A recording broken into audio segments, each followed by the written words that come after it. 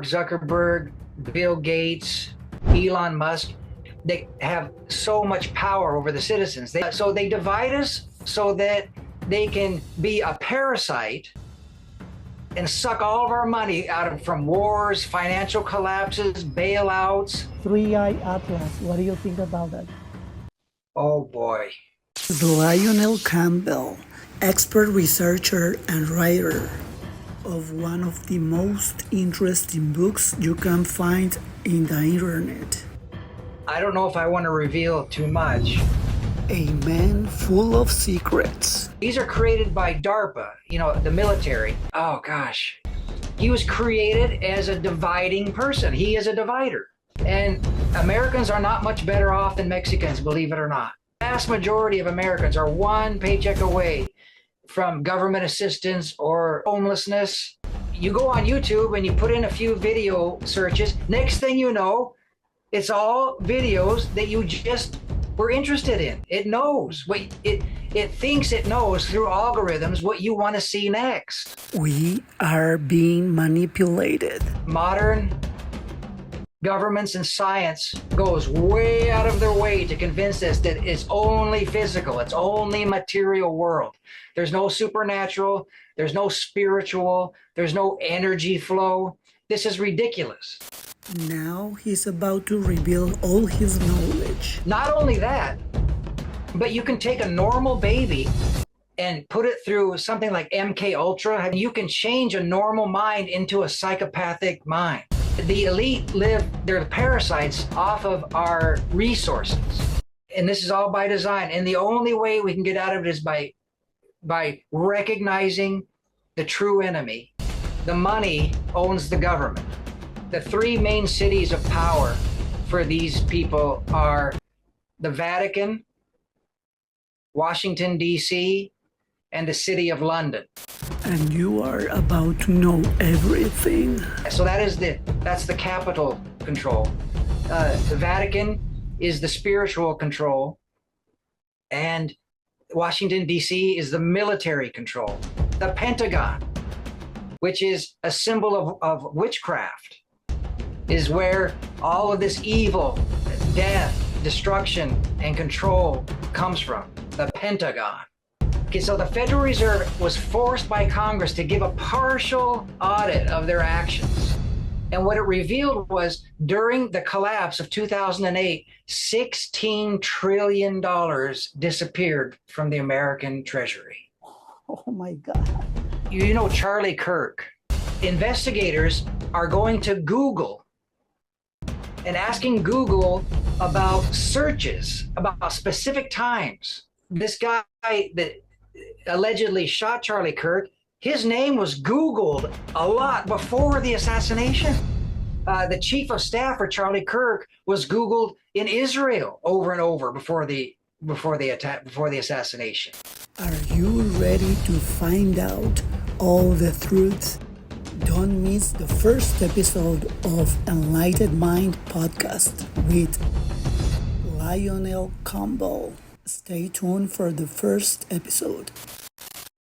So hello, all the people that is going to watch this video.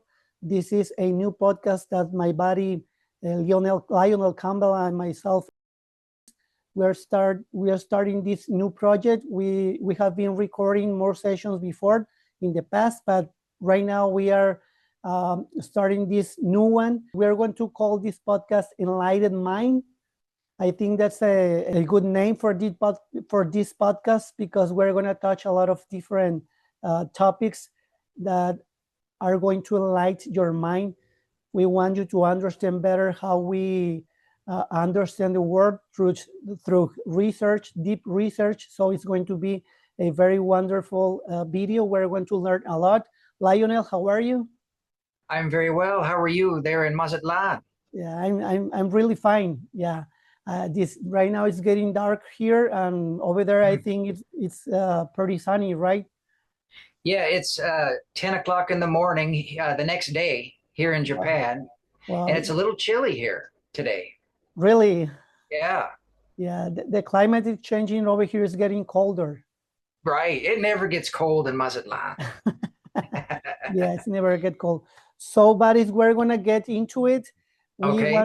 We want to talk about different kind of topics. Lionel just selected these topics, and we will begin with the first one. Lionel, do you want to start? Yes. Okay. Well, the title of this topic is Divided We Fall. The elite divide you for profit, reunite and reclaim your sovereignty. So I want to start by saying that my view in life is that I have no loyalties to any organization or entity. My authority, there's only one authority over me. It's not religion, it's not government, it's not my wife, it's the creator.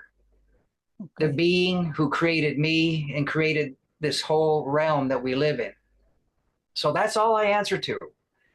I don't get involved in politics. I'm not involved, like I said, religion. I don't get involved with arguing with people about social constructs. My main focus in life, and it has been for almost 20 years, is all I really want to do is find out what is really going on here in this world. The truth is the most important thing to me. Yeah. So I wanted to frame who I am a little bit before I get started. Okay, let's start with the first point on this divided we fall narrative. Understanding true knowledge versus information. Information is raw data, facts, numbers, and descriptions, but it can be falsified, incomplete, or manipulated. Knowledge emerges when we analyze, interpret, and connect it to context and experience. But when based on distorted information, knowledge becomes poisoned, warped, warping perception and driving poor decisions. True knowledge demands verification, critical thinking, and self-reflection. In a world flooded with digital content, awareness and discernment are vital because grasping the truth begins with humility and honesty with oneself. So that's where truth begins. We have to be humble. We have to admit, wow, maybe I was wrong about that. And we have to be honest with ourselves, or we'll never be able to reconnect with the people we love from this division that we're experiencing. Right. I think that's a very deep and meaningful paragraph that you just already read to me, because like you just already said, if we are humble inside, we then can open our minds, analyze anything that we are trying to understand, and then we can have a better comprehension about the topic that we are analyzing. Yes, honesty and humility always leads to truth. Correct. You have to let go of the lies and the division in order to let in the truth. It's like taking out the garbage so you can fill up your mind with new information. Correct. So where do you get your information normally? Through books, through scientific reviews, through the internet. That's mostly my sources of information. Yes, baby boomers still get their information from the television. Wow. Which is the worst place to get your information. Everything on television is either a half-truth or just a blatant lie. Nothing is allowed on television that is truthful. And the internet is where I get most people get most of our information from the internet and books.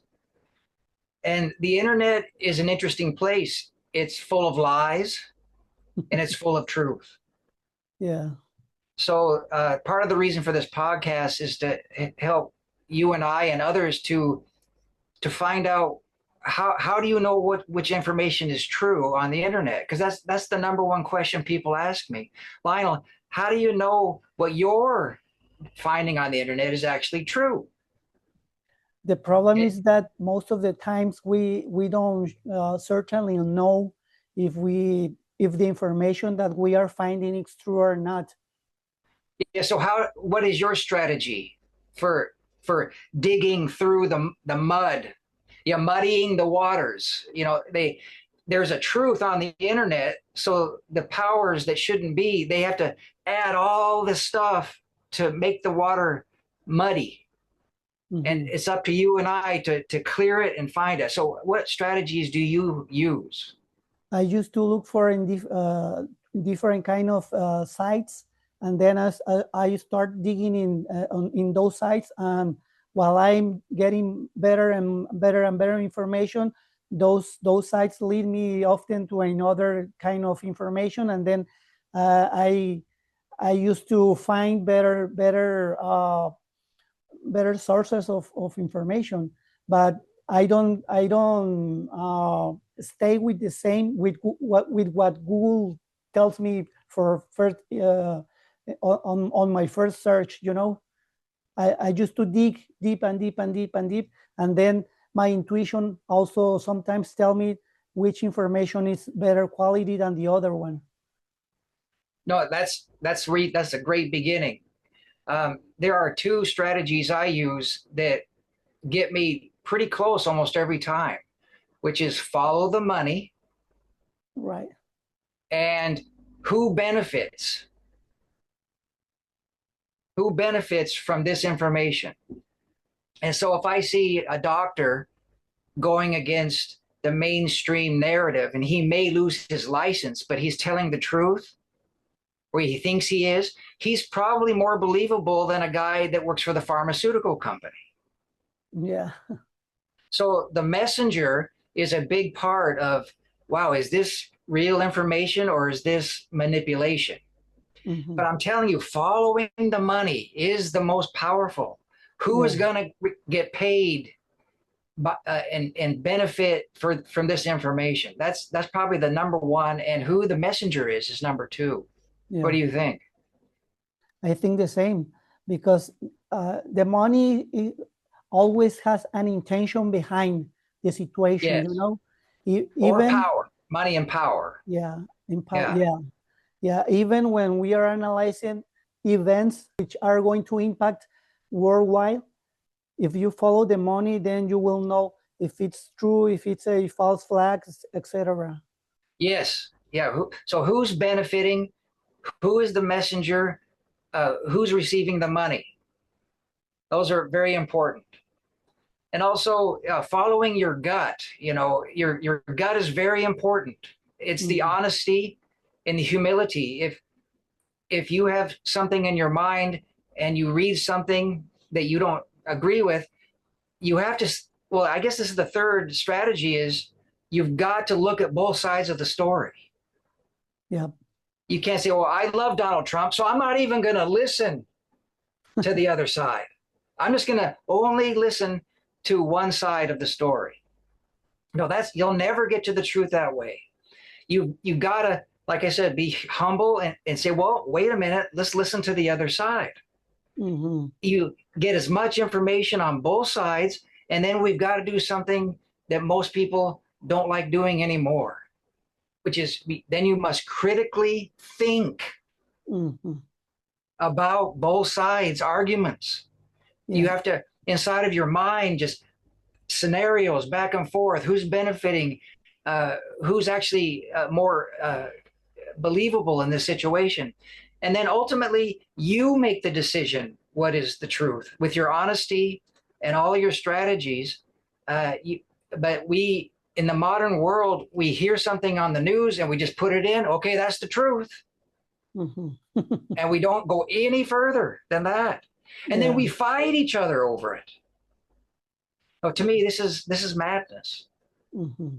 In Spanish, we call it, we analyze the thesis, and then with the antithesis or the opposite to make a That synthesize.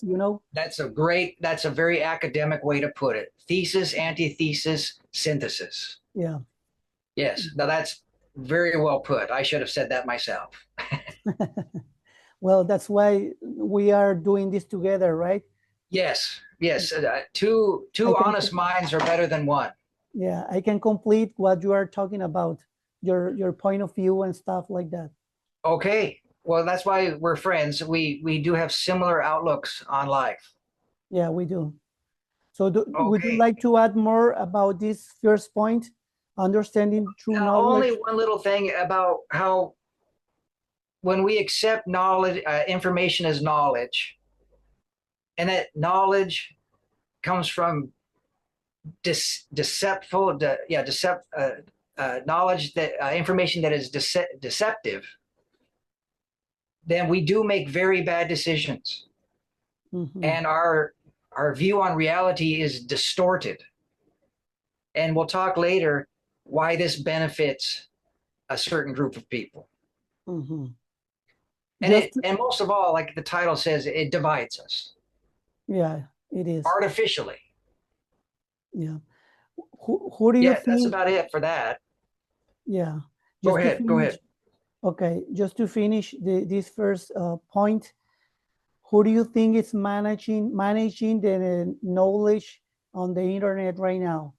I have been researching about it, and I think big corporations like BlackRock, for example, they have a lot of political, financial, and information power. And I think maybe those guys are the ones that are running the, uh, the, the internet for some purposes on their behalf, you know? No, I completely agree with that. That's such an important question. Let's save it for a little bit later in the conversation. I think our audience would like to have a little more background of what we're getting at, and then we're going to hit that right on the head. I think that's point number 3, Okay. So if you let's don't move. mind. Yeah, I don't mind. Okay. It's okay. Let's move on to the All right. second point. Would you read this point? Yes, I will. Social and political divisions in the US and Mexico. We, the people, face deep social and political divisions. In the US, debates over LGBT rights, white privilege, abortion, gun ownership, feminism, and Donald Trump polarized citizens. The flood of illegal immigrants into the US further strains unity. In Mexico, similar tensions emerge alongside cartel violence, religious influence, class inequality, and reaction to US policies. Global conflicts like Israel Palestine amplify ideological divides, reflecting how identity and belief increasingly fragment national cohesion. All right. Well, so what do you think about this? Out of all of these ways America is being divided, are any of those applicable to Mexican people? Well, Like, I would well, you say have no, you're not allowed to have guns, so that's what. I would say there's a phrase, a very famous phrase. Maybe you have heard of that. That describes this paragraph very good, which is divide and conquer. Yes, Yeah, yes, that's that's very famous, ancient phrase and modern phrase. They mhm, every general and person, every conqueror in the past has known this fact. If you want an easier battle, if you want an easier victory, first divide the population, mhm. because Yeah, banding together, almost any population is unbeatable. yes. And right now we are being divided with all these issues. You know, people is it's big being like segmented in different kind of groups, and, Yes, and they are putting some ideology in those groups because they are dividing the groups so they can weaken the masses, you know. that's exactly it. Now, in the United States, I, I'm I'll be 60 next February. And when I grew up in the 70s and the 80s, I was a child and a teenager. Everything I just mentioned was not a problem. None of it. There was Hmm. no LGBTQ.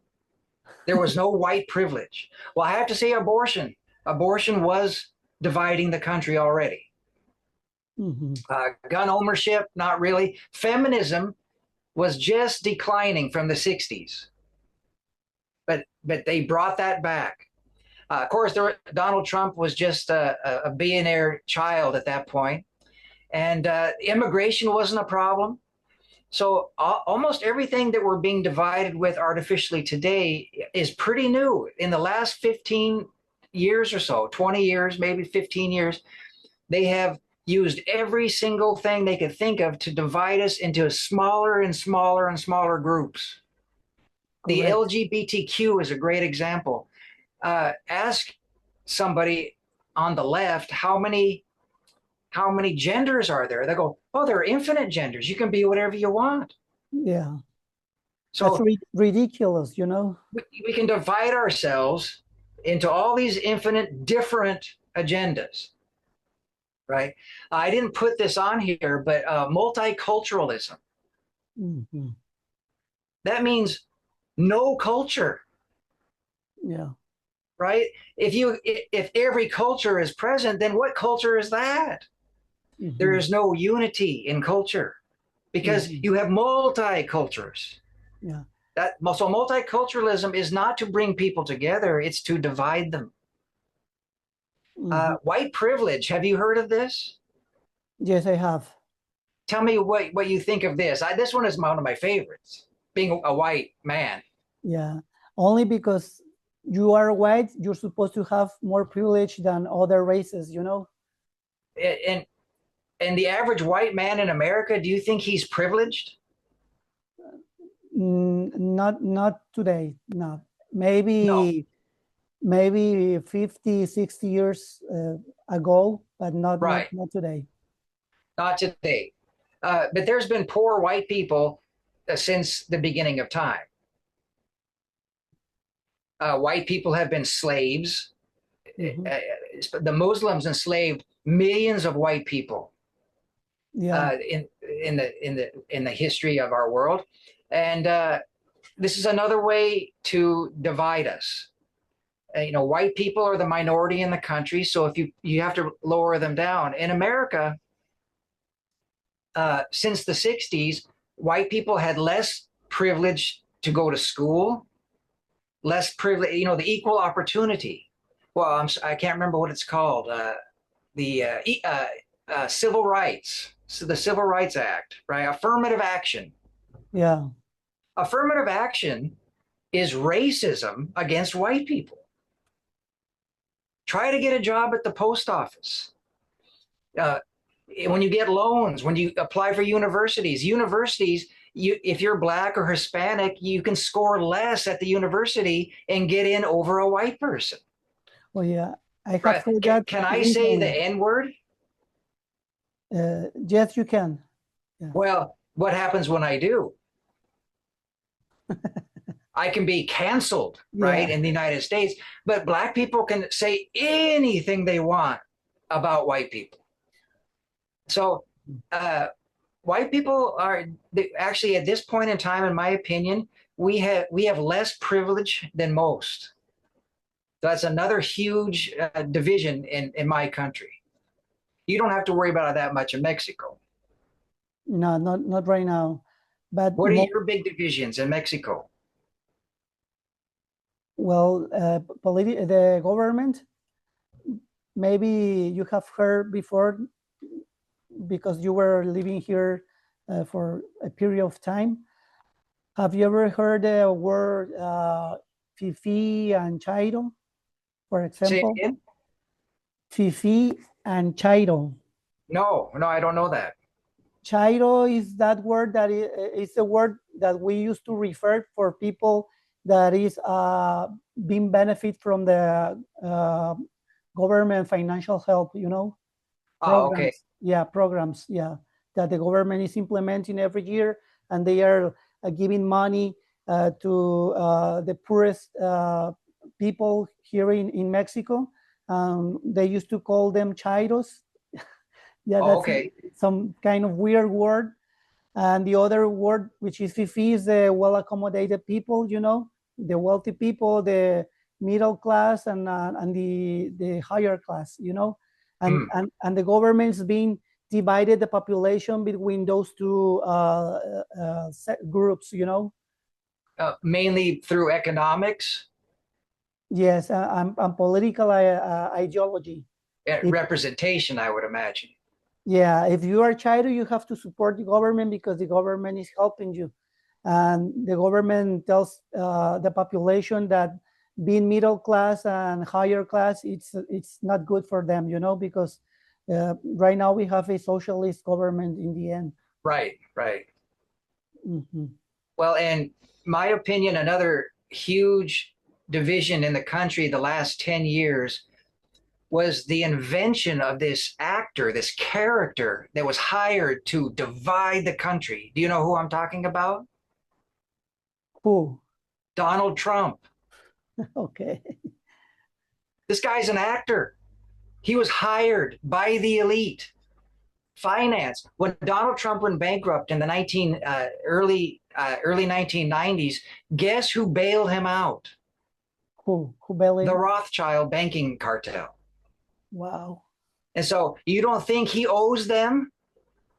Without the Rothschilds bailing him out, he would have become a regular person. And billionaires will do anything to maintain their money. This is the scary thing about rich people. A rich person they'll rape, murder, rob, and steal, even kill their own children to maintain their money and their lifestyle. I mean, their lifestyles are unimaginable to us. Unimaginable. They live like kings. They live above the law. So they will do anything. So he was bailed out. So he owes the Zionists. He owes the Rothschilds everything. And so they asked him, hey, Donald, you're such a great actor. How about you play the great divider? And then the media and got together and said, oh, look, Adolf Hitler is running for office, right? And so in the last election, for example, no one voted for Donald Trump. They voted against Kamala Harris. Okay. That's a huge difference. Yeah.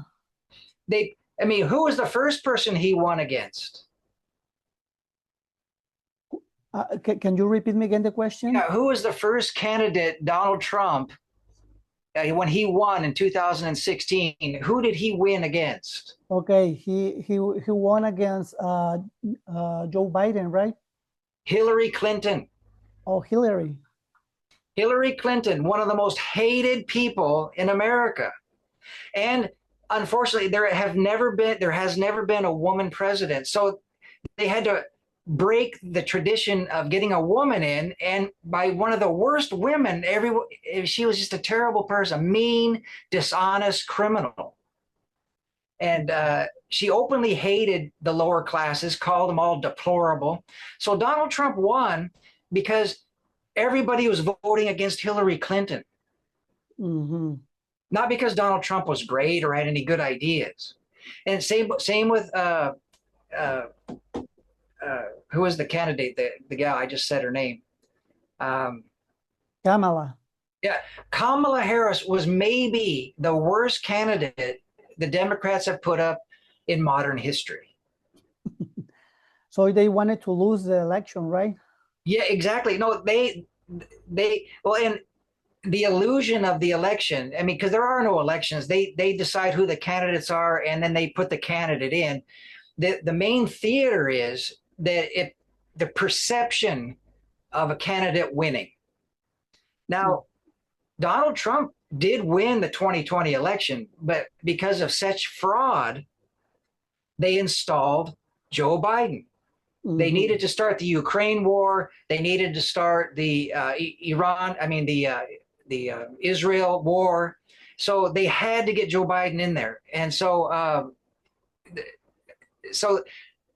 but they made a mistake. It caused too much chaos. Their mistake was that they didn't do the election well enough to convince the people. And so what did it do? It divided the people, and it caused the insurrection on January 6th. Well, it was just a riot. There was not an insurrection. Have you ever heard of an insurrection where nobody had any guns? That's ridiculous. Yeah, it was a riot. And because the people were angry, because obviously Joe Biden did not win that election. So again, Donald Trump, in so many different facets, has been hired by the Rothschilds and the elite to be the anti-hero, to be the one that divides the country. I've never seen the country so divided over a single individual. Mm-hmm. But you know what? I have a question right now that I'm listening to you. So I can say, or I'm analyzing what you are saying, and I then come to the conclusion that Donald Trump is running the Rothschilds agenda, right? Oh, definitely. Well, the Rothschilds and their co-conspirators, the wealthiest families on earth. But Yeah, I see, think that the every Rothschilds, president, every president is doing it, but anyone you see in elected office is compromised. mm-hmm, yeah, That's what the Jeffrey Epstein thing is all about. All those people that went to Epstein's island and were photographed having sex with underage children, they're all in office or in business, high profile business positions, doing the bidding of the elite. So mm-hmm, anybody you see in office was compromised usually before they were elected, mm-hmm, sometimes after. But they all are being blackmailed. Uh, some of them do it because they're getting a lot of money and don't need to be blackmailed. But the ones who have conscience and want to stop it, they were filmed or caught doing something. So all of our leaders are compromised either by money or through blackmail. yeah, because And there if are you a lot can't of be blackmailed or bought, they spend millions of dollars on your opponent to get you out of Congress or out of the Senate or the presidency. mm-hmm. So this is how they control the politicians. But for example, Donald Trump is now being pushing a conservative agenda, right? He's Well, against LGBT rights and woke agenda and stuff like that. And I think the Rothschilds, they agree with that agenda. What do you think about it? well, when you're a hypocrite, you're only empowering the other side. Mm, Donald Trump is a hypocrite. He's not America first. He's not free speech proponent. yep. He's kicking people out of the country and trying to pass hate speech laws against anti-Semitism and anti-Zionism. Right? He is. It's all theater. And all he's doing, he's not changing any minds of the people on the left. He's just making them angrier and digging in even more. Mm-hmm. So the Rothschild, let's just call them the Rothschild cartel, including all the wealthy families, they don't like homosexuals or transgender or queer people. They just use them as a tool of division. They don't agree with anything that the left agrees with. Like feminism is a tool to divide men and women. The Rothschilds aren't feminists. They don't care about women. Right? So everything they're pushing is just a tool of division. So when you have, and all Donald Trump, so they have Joe Biden pushing left, and they have Donald Trump pushing right. At the end of all that pushing, everybody's still divided, still the same, maybe even more so now. Mm-hmm. It's all Yeah. theater. Yeah. And as long as we stay the same, divided, they thrive and prosper. So we'll get into that on point 3. So do you want to talk a little bit more about the divisions in Mexico? What about the division? I mean, why do people actually accept the cartels in a certain way? Because they actually benefit them more than the government. Would you get into that a little bit?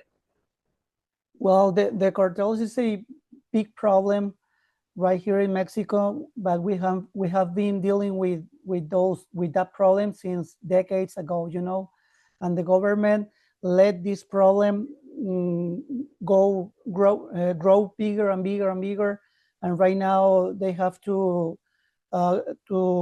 they need to have close ties with the government, cartels and government. They run the country together. And whoever Yes, tells you the opposite, it's not true. right. The cartels, well, like in America, we have the legislative branch, the executive branch, and the legislative branch of government, the checks and balances. In Mexico, you have the federal government and the cartels. Yeah. They're the checks and balances. Would you Yeah, agree with that analogy? I totally agree. Absolutely. I could say maybe the cartels they have even more power than the government in the power structure, you know, in the main power structure, because they put people on inside the government structure.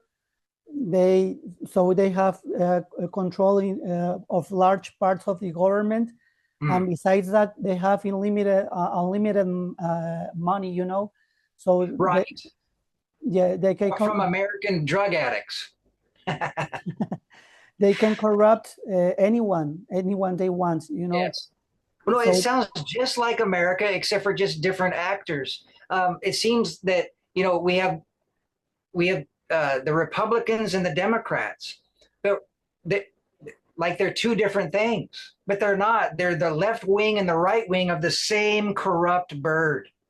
And so in Mexico, the Democrats are the cartel, and the Republicans are the government.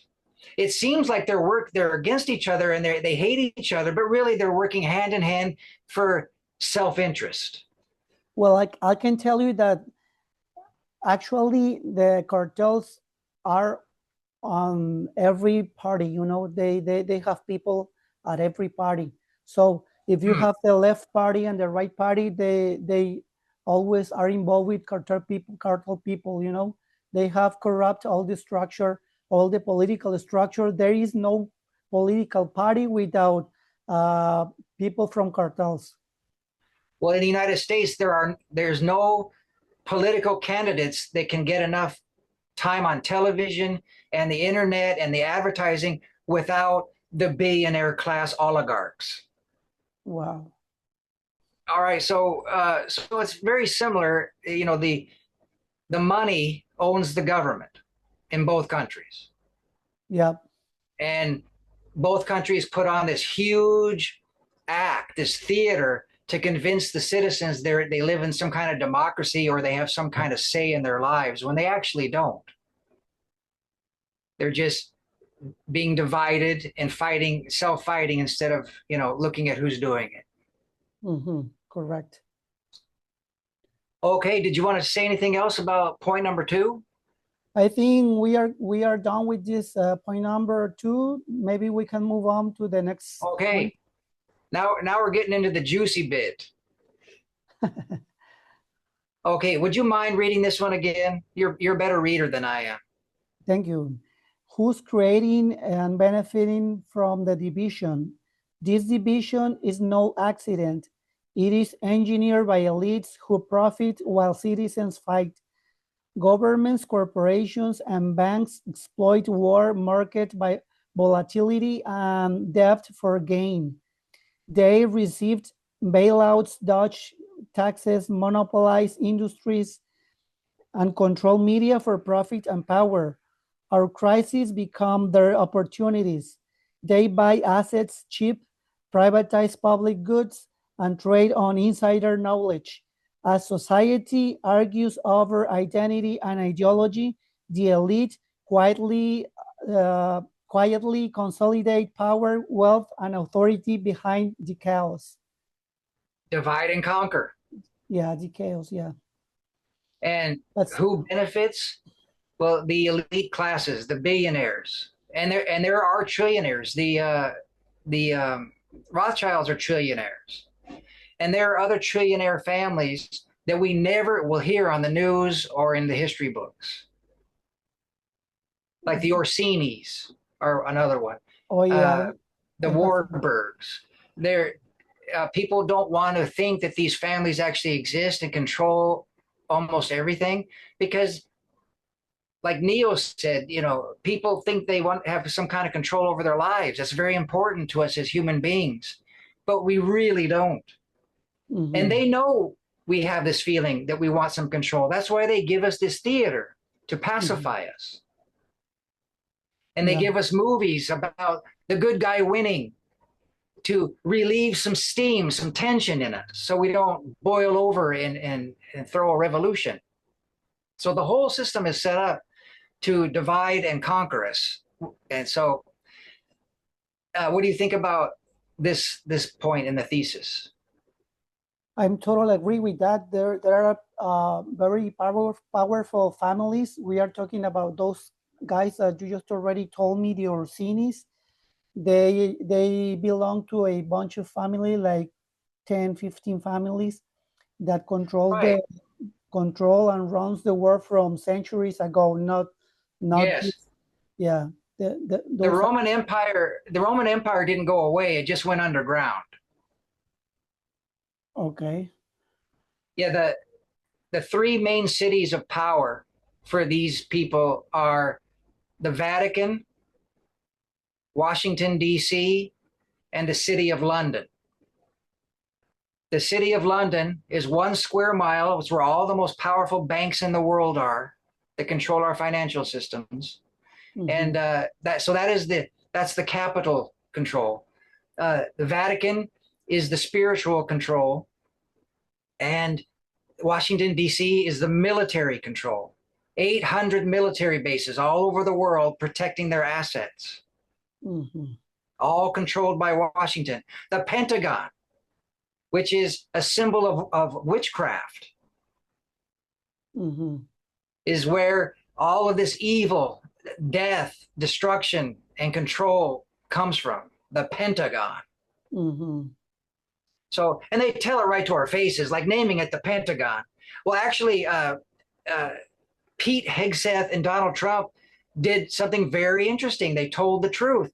They changed the Department of Defense back into its original name, Mhm. the Department of War, because that's what it is. There's not defending. We're aggressively at war with everybody who disagrees with us or challenges our asset grab. Mhm. So, tell me, what are the big things that big entities in Mexico that control that benefit for our division?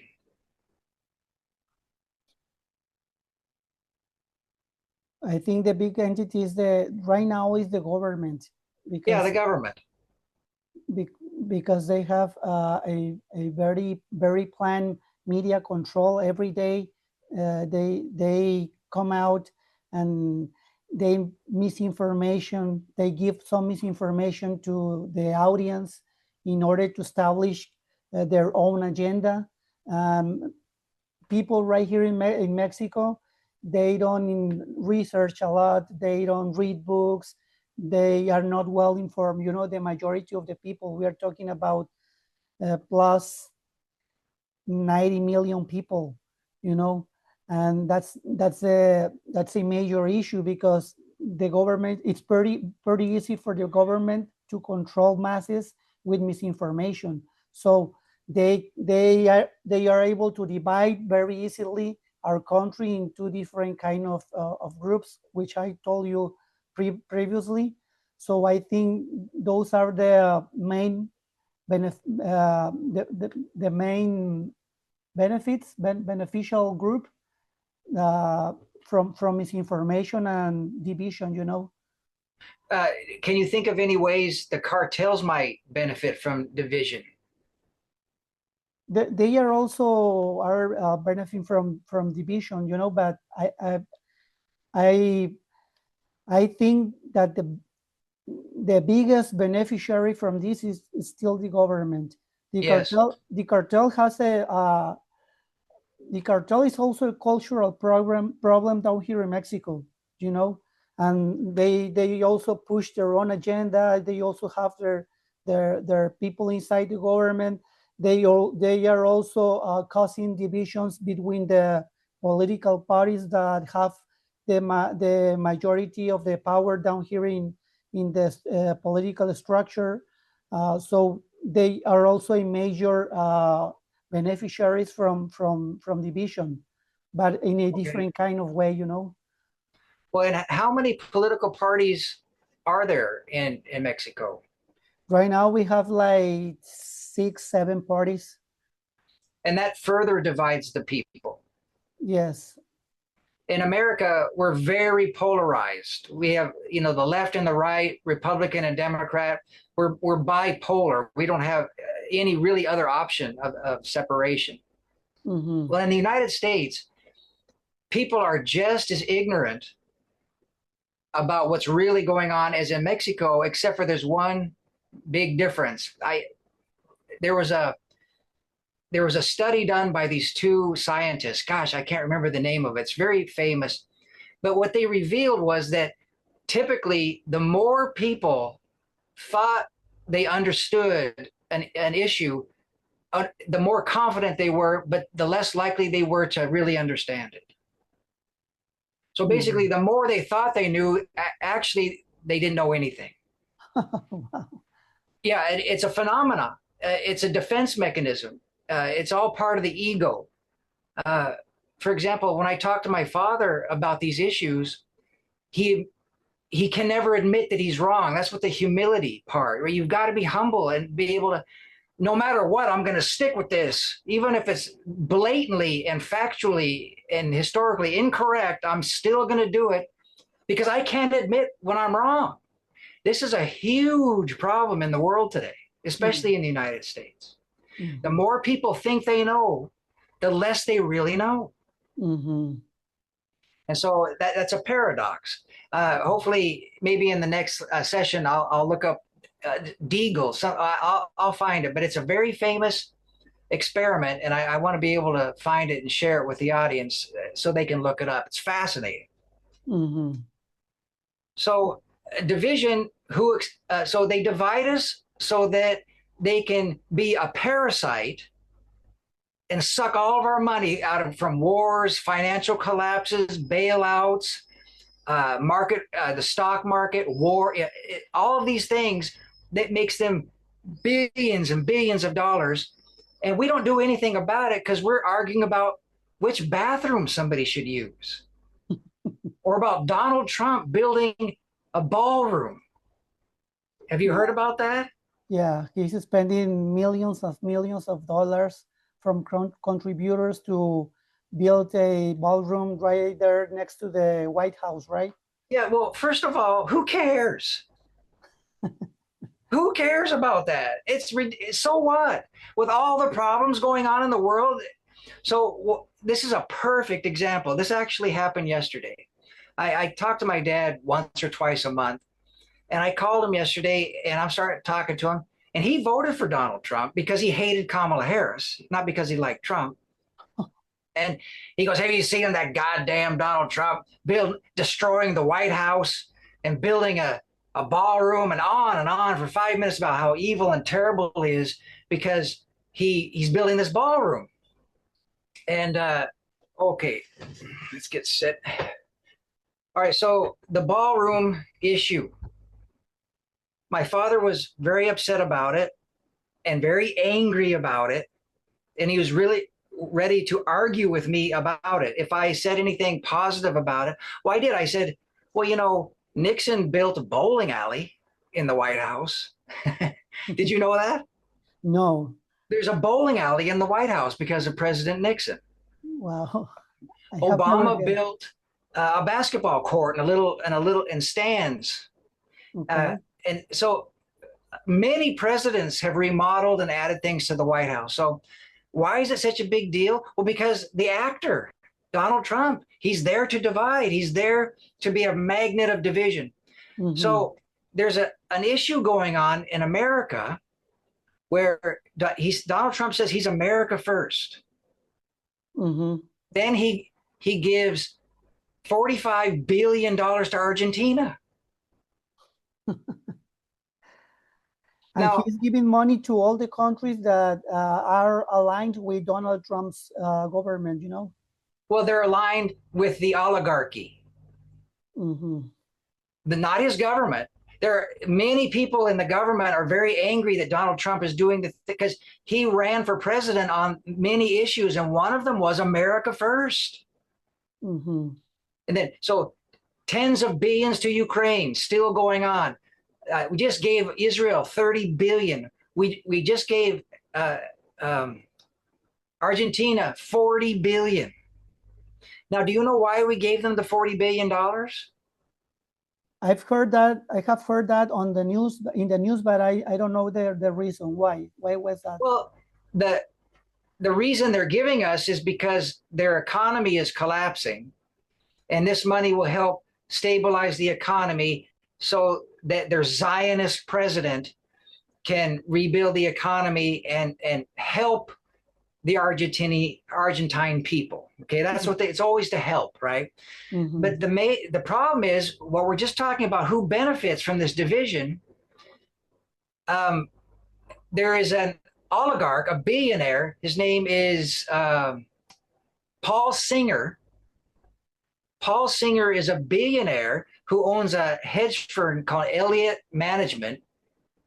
And Élite Management hedge fund invested billions and billions of dollars into the Argentine economy because they thought the new president was going to turn things around and the economy was going to go up. So this hedge fund bought billions of dollars of Argentine debt. But the opposite happened, and the economy collapsed.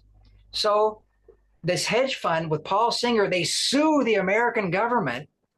And of course, Paul Singer, in the last election cycle, donated, I think it was $16 million to Republican candidates, senators, and the president. He's the Secretary of Treasury, Scott Bessent Mm-hmm. is another billionaire. They're all buddies. And so what they're doing is they're not giving that money to the government to help the people. They're giving it to the government so that they can repay the hedge fund. Okay. Almost all of that money is going to a billionaire, not to the Argentinians. So my point is, my dad will fight with his neighbor about the ballroom, and they'll scratch each other's eyes out. And in the meantime, there goes another $40 billion out the window, and they have no idea it's even going on because they're too busy arguing about the ballroom. That literally happened yesterday. Wow. So I go, oh, this is perfect. I'm going to, when I talk to Uriel tomorrow, I'm going to, because nothing better than real life, incidents. Yeah. So that is exactly what's going on. We're fighting about the bathrooms. We're fighting about women competing against men in sports. We're fighting about racism that doesn't exist, right? We're fighting. They've got us fight. It's hard to. And in the meantime, we're bailing them out, trillions of dollars. Every time there's a financial collapse, we go trillions of dollars in debt and give it to the banks. And then we go back to arguing with each other. Yeah. Countries go bankrupt, and we steal all their assets, right? And of course, Americans wouldn't like that, but we're too busy fighting. Yeah. So that's the whole point is we must do the research. Who is benefiting from the collapses? Who is benefiting from the LGBTQ fighting? It's the elite. Mm-hmm. They are not our friends. They keep us divided so that they benefit. If you're really interested, it's as plain as day. Once you understand the problem, you just start asking AI, who is dividing us? Why are they dividing us? And it'll flat out tell you. Mm-hmm. I'm actually kind of impressed how AI tells the truth some of the time. Yesterday, I asked AI questions about the IMF, the International Monetary Fund. And I asked the International Monetary Fund, Yeah. What did you ask Oh, to the AI? they're the ones that are. We're not directly giving the 40 billion, 45 billion to Argentina.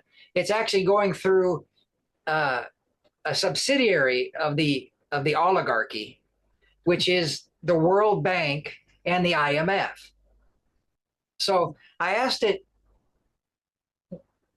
does the IMF, I go, who benefits if a country pays interest on a debt for many years and then defaults and loses all of its assets? And he said, well, financial institutions benefit, international financial institutions. Mm-hmm. So they lend, so the IMF and the World Bank, since the end of World War II, they find a country like Argentina and they lend it billions of dollars. And then Argentina has to pay interest. Mm-hmm. They actually lend money to poor countries and then demand interest. Mm-hmm. And then they do that for maybe 10 years, 12 years, and then they can't pay it anymore and they default. And then the gold, the oil, the diamonds, the water systems, the electrical production all goes to privatized into billionaire hands. So they lose their assets, they lose control over their money system, and before that happens, they pay hundreds of millions, if not billions of dollars in interest. Mm-hmm. And then they get another loan. That's So crazy. the same thing is happening in the United States on a smaller scale with the Federal Reserve to the American people. Mm-hmm. So that's who's benefiting from our division. It's the oligarchs. And I could talk for hours and hours and hours on this subject alone. And so, but I encourage you, our listeners, just go into AI and ask it some simple question about who benefits from societies being divided. And it'll openly, and then just be curious, ask. You'll be amazed how honest it is about it. Mm-hmm. Wow. So the system of loans is it was created in order to benefit the great oligarchs, right? Yes. Every time a loan produces in order to help another country or their own domestic citizens, they are really making richer and richer the oligarchs because of the interest that the people will have to pay. Yes. Mhm. The entire financial system in Mexico, Argentina, the United States, everywhere except for a few countries, is all based on fiat currency, which is money created out of thin air Mhm. and lent to the government at interest. So they enslave entire countries and societies through debt.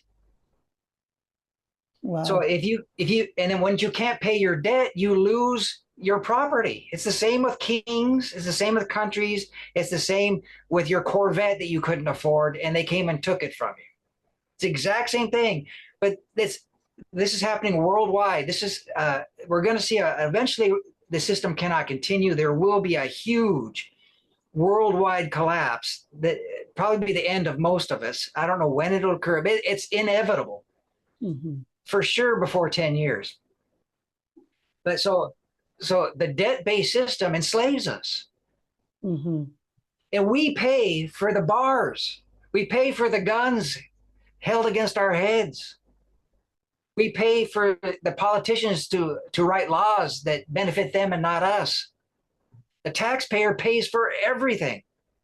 And the parasite elite live like kings.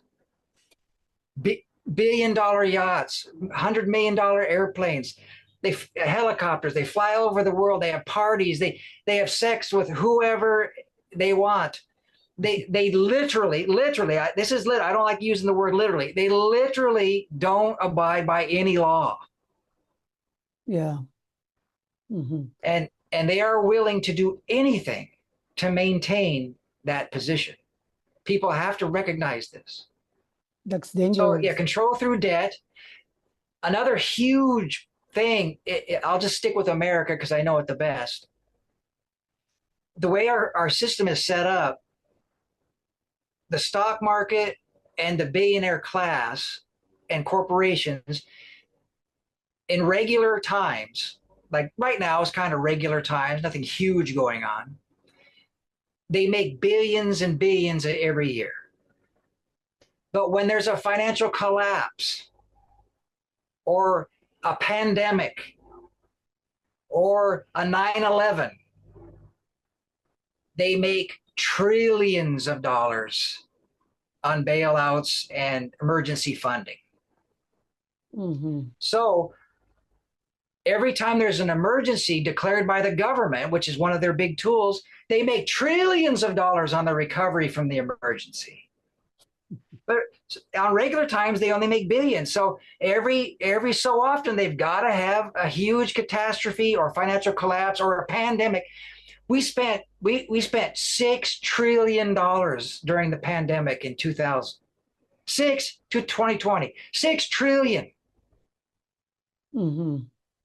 Okay, during the 2008 financial collapse, there was, for the first time in history, the Federal Reserve had a partial audit.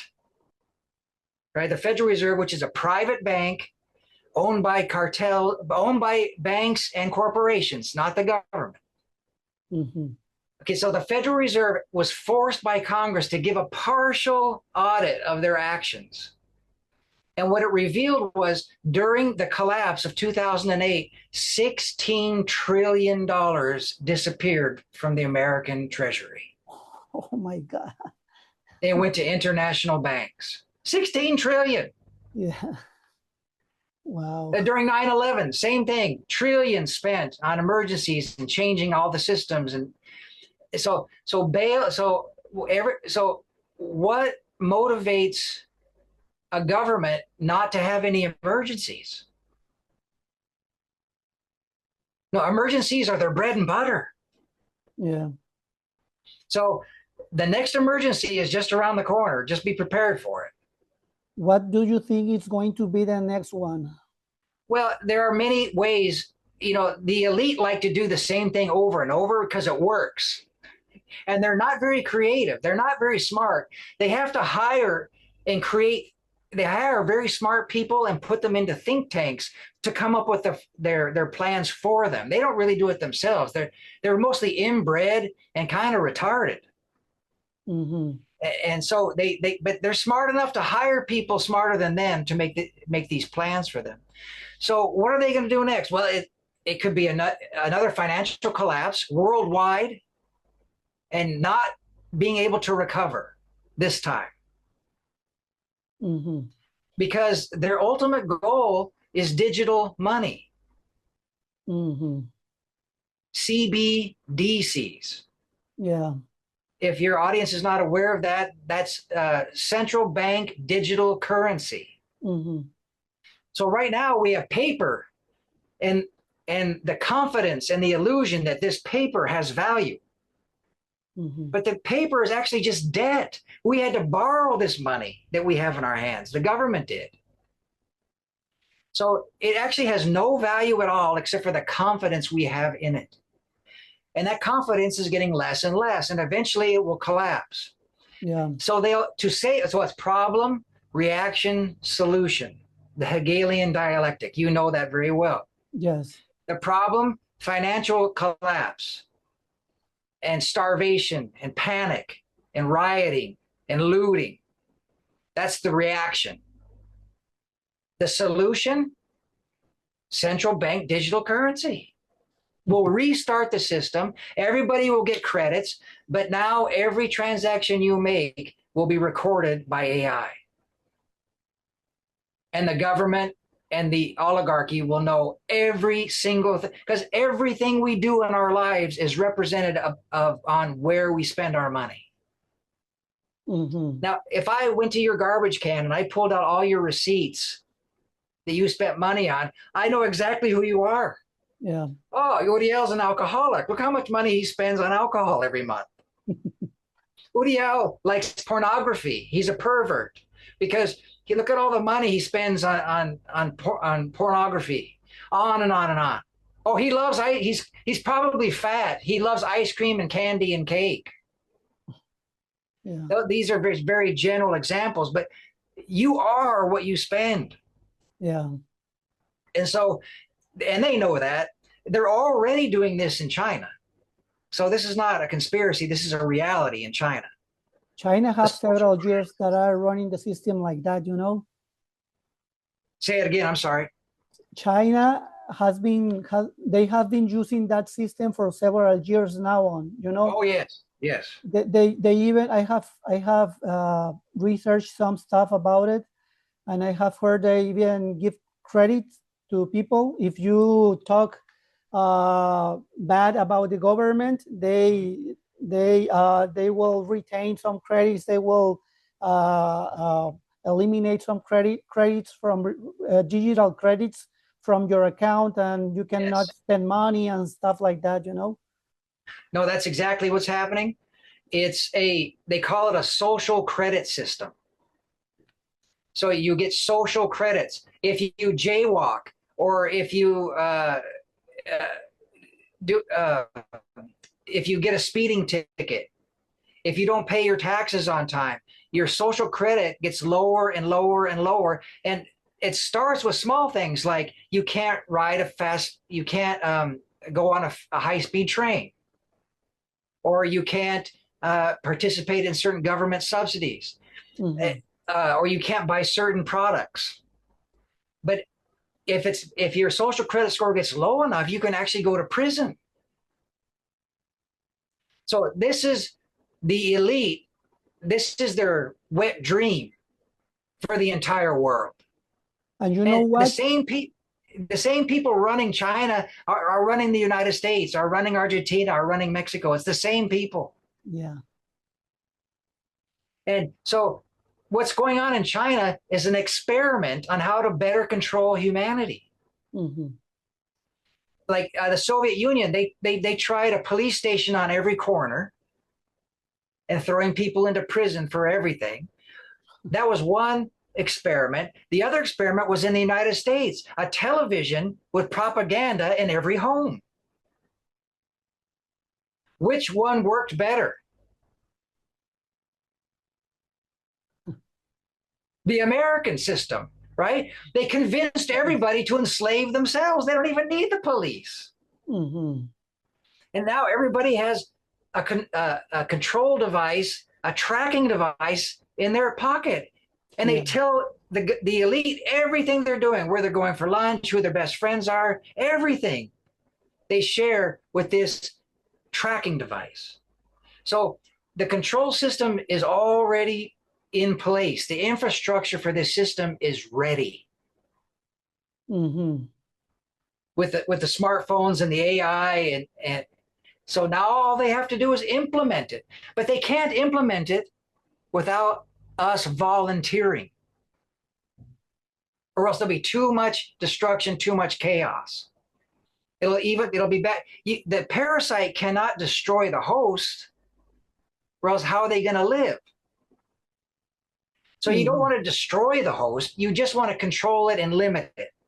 So they do it incrementally, and we must volunteer. So if there's a financial collapse and there's chaos and death and starvation, we will gladly volunteer for the digital money.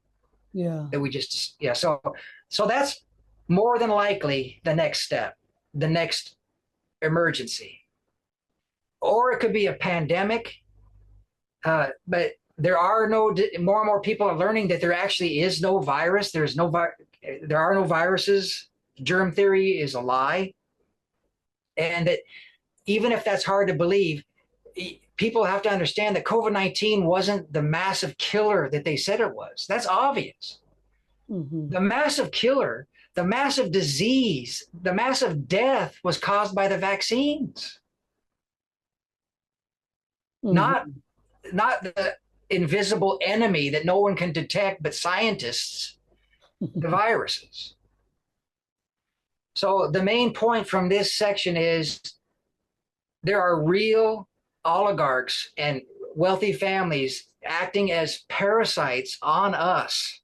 Mm-hmm. And they're able to get away with it because we don't know they're doing it. Because we're too busy fighting each other about things that really don't matter, that they put in front of us on television and on the internet and in the movies and even in the video games. Mm-hmm. So I just want people to understand this is real. Yeah. And it should, and really, truly, anybody who's interested, 20 minutes on the internet, you can discover this for yourself. Mm-hmm. Everything I just said is provable on with AI. If people say, "Oh, AI is so smart, it tells the truth," then AI will tell you all of this Mm-hmm. if you ask it.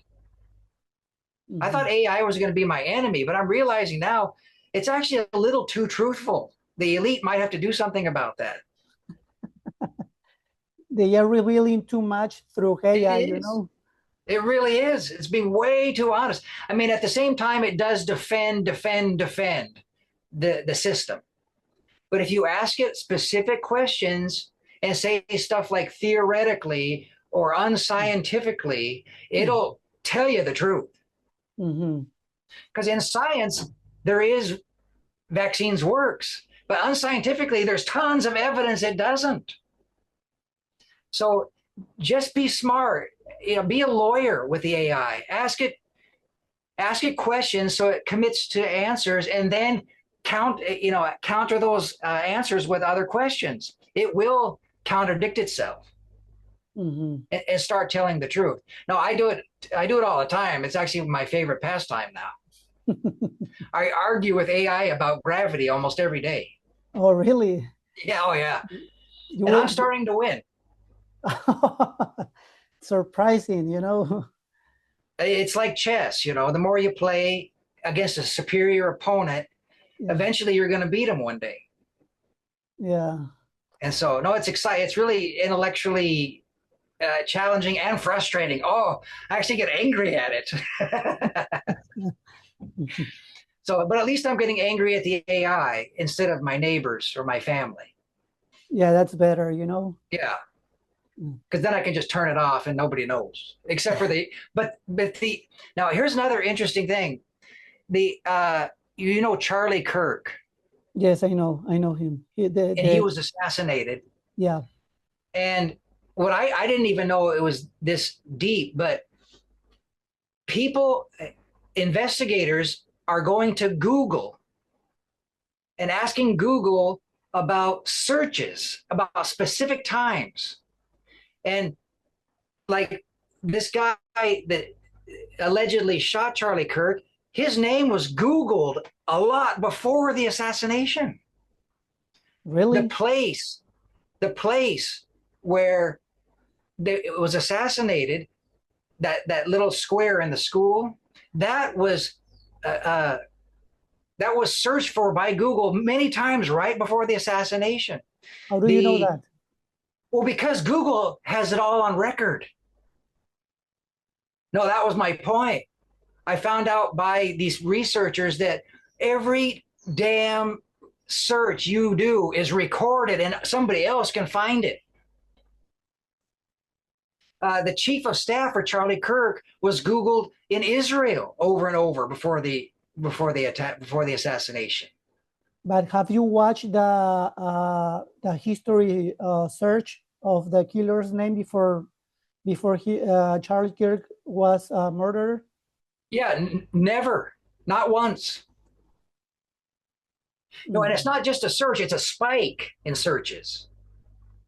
It's like nothing, then a spike, and then nothing. So that's really cool. It's bad on one side where everything you search is not private. The date that you noticed that the spike was before the Charlie Kirk's murder date? Yes, because because that kid they say shot him didn't shoot him. I would bet money that Israel had a lot to do with it. Why? Why you think so?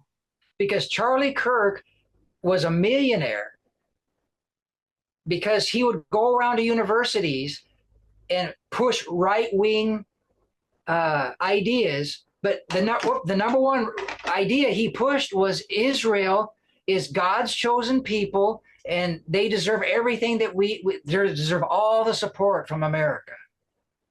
But you know what? Just weeks before his death, he was starting to talk a little bit against Israel. That's why they killed him.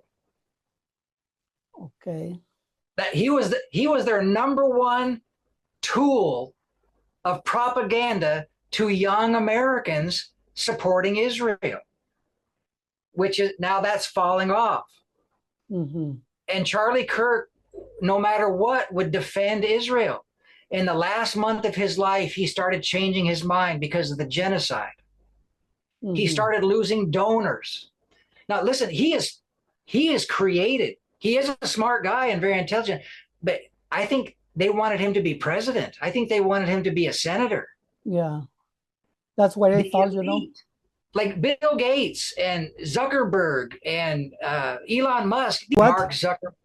Mark Zuckerberg, Bill Gates, Elon Musk, they don't actually become billionaires and get control of huge corporations that have like tech corporations, especially, that have so much power over the citizens. They don't just create it out of thin air. These are created by DARPA, the military. And like Bill Gates did not invent Windows. He didn't invent any of the software. It was all given to him, or he stole it from somebody else. Same with what was it? Oh gosh, the Apple guy. Can't remember the Apple guy. But basically, the elite create powerful billionaires and give them these powerful control tools over citizens or over people. So they have a face, right? You can't, Facebook is from the CIA, I trust it. No, Facebook was invented in a garage by Mark Zuckerberg. Right? So Charlie Kirk is similar, that he was created by the establishment. He was created as a dividing person. He is a divider. Mm-hmm. The left hate him. And this tool that became a millionaire and has so much power and control, and I think the elite wanted him to elevate him to presidency, or at least be a congressman or a senator who would push for Israel. Mm-hmm. And so when they started to lose power and control over this investment of theirs, they decided to eliminate it. Mm-hmm. Makes sense to me, anyways, knowing what I know. That makes perfect sense. Mm-hmm.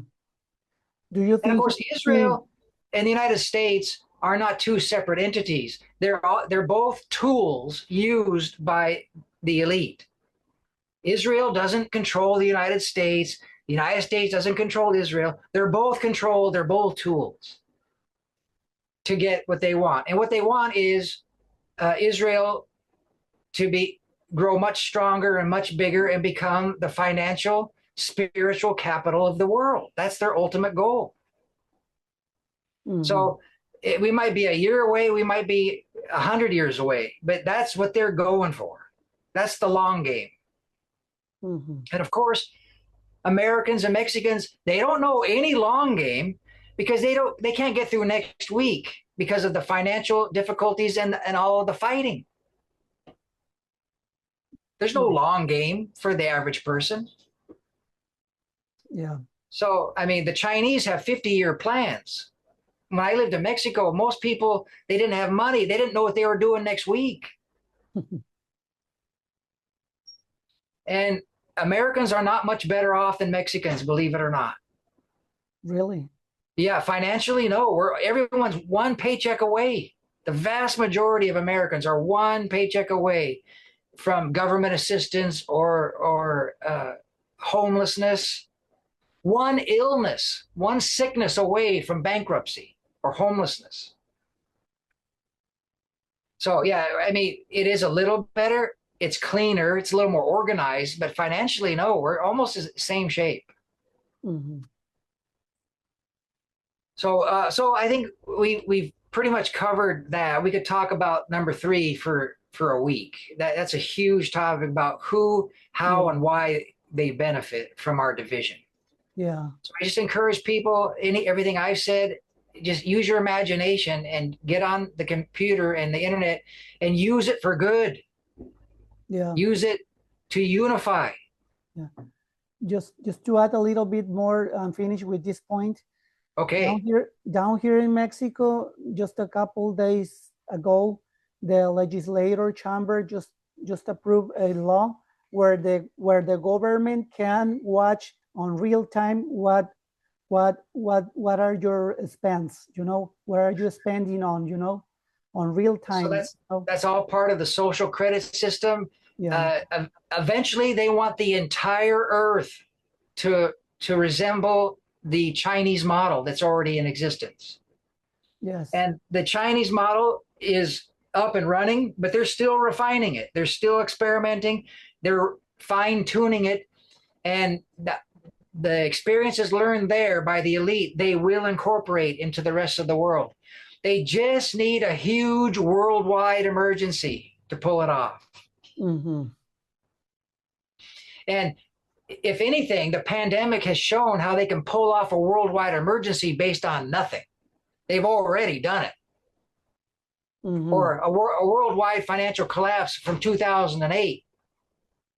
So the precedent has already been set. We're just looking at a much larger scale the next time. Yeah. Or maybe there'll be a collapse and a pandemic altogether. We don't know. No, but they like to do the same things over and over. Like I said, they're not very creative. They don't have to be. It works every time. Mm-hmm. And then 100 years ago, they used something, they use it again. Everybody forgot. Mm-hmm. Like the pandemic in 1918, 1919, it was man-made for very similar reasons to gain control internationally. Almost the exact same reasons they pull off a fake pandemic than they did in 2020 when you do the research. Mm-hmm. So yeah, again, AI will tell you the truth if you know the right questions to ask it. Don't accept the first answer. It'll always defend the system, because that's all the first, like the Google search, it'll always be pro system. But if you keep going deeper and deeper into the Google searches, it'll finally start giving you websites and information that are actually true. Mm-hmm. So don't accept the first 10 answers from, like I said, you gotta trick it. You gotta make it commit to something and then contradict it. So it's fun. Everyone should try it. Yeah. If you're not too busy raising a family or struggling, that's why most people. But see, I'm lucky. I'm in Japan. I work part-time as an English teacher. I have a free place to stay because we're helping my mother-in-law. She's an older person. She's allowing us to stay here. So I'm working on 3 books right now. This is a golden opportunity for me personally to sit back and focus on truth and try to create some public discourse on reuniting us instead of dividing us. Mm-hmm. And true information leading to true knowledge through humility is the only way we can do it. Mm-hmm. You know what? Sometimes I've been questioning AI on some deep dark topics, and I used to tell the AI, just if you cannot answer me freely, or something is stopping your answer, you can answer me with an X word, with X word.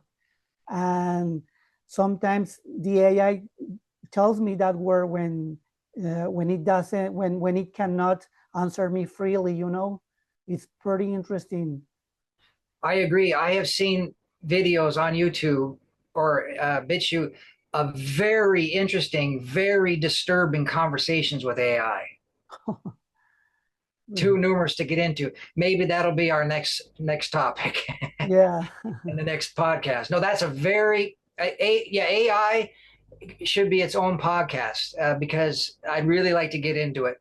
And remember, everyone, it's a double-edged sword. It can be used to kill, it can be used and divide, it can be used to save lives and unify, depending on the user. Right. So right now, it's being used to control. I aim to use it to unify. Of course. Do you want to move on to Yeah, the why don't we move on? Okay, would you read this for us? point number 4, right? Yeah. Mechanisms of division. Division is maintained through elite coordinated systems of communication, governance, and economics, television, radio, newspaper, digital outlets, social media, and official statements. Shape false perception by presenting emotionally charged narratives as facts, while algorithms create echo chambers that amplify isolation and conflict. Predatory lending and debt dependency reinforce inequality and compliance by controlling narratives, promoting scarcity, and emphasizing difference in wealth, education, and status. Elites systematically manufacture fragmentation and sustained division. Yeah, fragmentation and maintained division. Now, every time I see this, I see the, where is it? Promoting scarcity.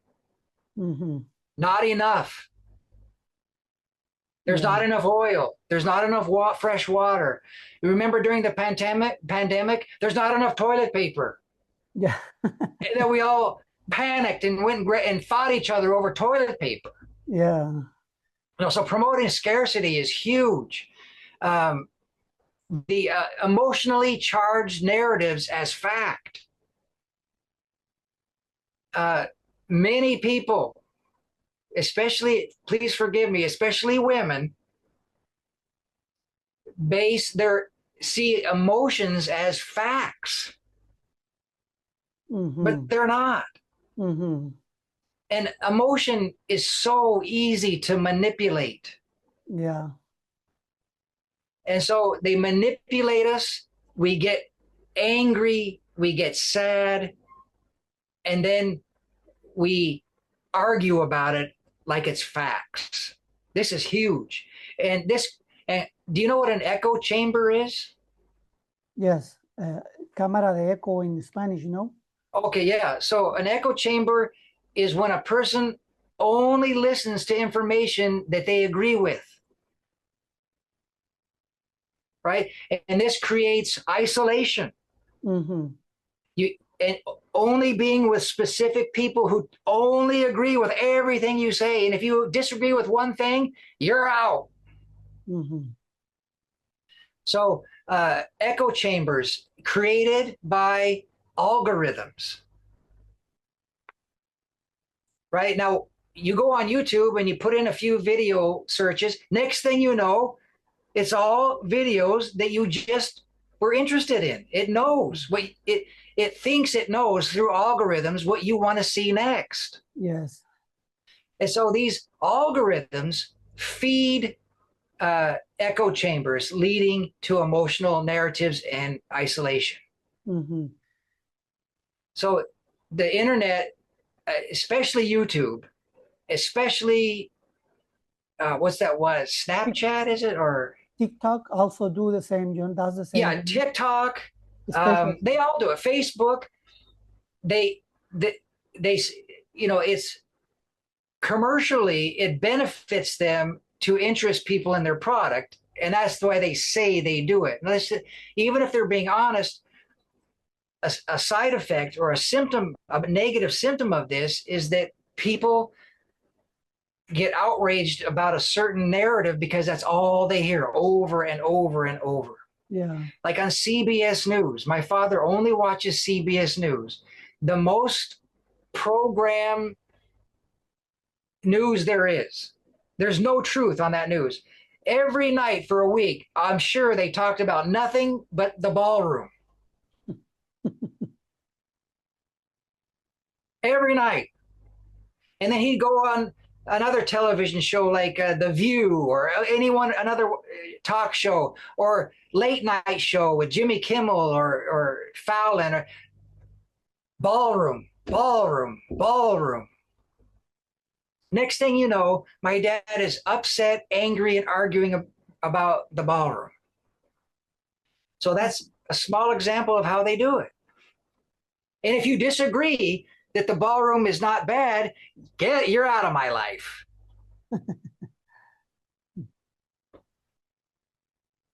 You know what? When we cannot develop critical thinking because of the echo chamber, you know? Yes, and the anger. Mm-hmm. Yeah, critical thinking is the polar opposite of emotional. Mm-hmm. Because emotional thinking and critical thinking are two opposites. We are only getting one side of the story, you know? Right. That's another problem with the echo chamber and the media and the Facebook. So I encourage people, stop with the echo chamber, stop with the algorithms, go on and start searching what you think is relevant. I have a question about the Federal Reserve Bank. You know, don't learn that from CBS News or from Facebook. Ask specific questions to the internet. Ask, how much are we in debt? Right? Mm-hmm. Oh, 37 trillion. Well, who receives the money from the interest? Oh, private banks. So this is how you find things out and get information, not by passively allowing the social media systems to spoon feed you information. No, you've got to actively go after the information and then ask specific questions, look at both sides of the narrative, and then critically think about it and make up your own mind. Mm-hmm. All right, I think we're finished. Yeah. But that's basically it. Yeah. You got to stop with the spoon-fed echo chamber algorithms. Yeah. We have to start thinking, reasoning, and doing research from different points of view, different sides of the same story, in order to develop that critical thinking and stop being bombarded by echo chamber. You know, then you Yes. can understand a lot of things and issues that are happening around the world with a much very comprehensive view. Well, a good example, another way you can find out and get out of the echo chamber is listening to what people actually say. Don't listen to what the interpretation of what they say from CBS News or Facebook. That's an interpretation of what they say. Actually, look up, see, what did that guy really say? You go, what is a famous quote from, let's see, Alan Greenspan? He's a former chairman of the Federal Reserve. And so, well, the government, the news keeps saying that the Federal Reserve is part of the government. That's what they say. That's what everybody believes. And it's not. But, it's a private entity. Next, I'll have this to share. But there's a video of Alan Greenspan, and he basically says, he's asked a question: what should the relationship be between a U.S. president and the chairman of the Federal Reserve? He goes, well, first of all, the Federal Reserve is an independent agency, and no other agency of government can overrule the actions we take. And I don't see that ever changing. So frankly, the relationship doesn't matter. So who are you going to listen to? The news Or Alan Greenspan, the chairman of the Federal Reserve. Of course, you're going to listen to Alan. That's the truth. So I wrote a book called From Their Own Mouths. The number one way to get out of the echo chamber is don't listen to the explanation of what people say. Listen to what they actually say. And so look up quotes are a gold mine of truth. Mm-hmm. Because the rich and the elite, they always tell us what they're going to do and what they're doing. They always do. Mm-hmm. So don't listen to the interpretation through the filter of media. Listen, go right to the source. Of course, that takes effort. That takes looking stuff up. That takes thinking. But liberty comes from fighting and hard work. It doesn't come from sitting on your ass and just opening your mind to garbage and narration and all that stuff. So it's going to take hard work to get us reunited.